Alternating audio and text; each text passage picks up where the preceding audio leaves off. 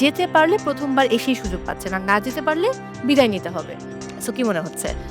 আমি যখন প্রথমে এসে ওয়েটিং কার্ডটা পেয়েছিলাম, আমি খুব হ্যাপি ছিলাম, আমি খুব কনফিডেন্টও ছিলাম। বেলা বাড়ার সাথে, সাথে কম্পিটিশনও অনেক বেড়েছে। সাথে আমার নার্ভাসনেসও অনেক বেড়ে গেছে।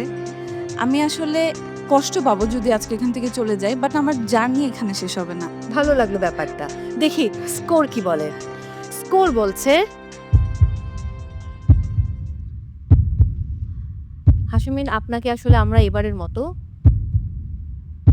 রেখে যেতে চাই না। কংগ্রাচুলেশনস, আপনি পেয়েছেন 29.4 আউট অফ 30।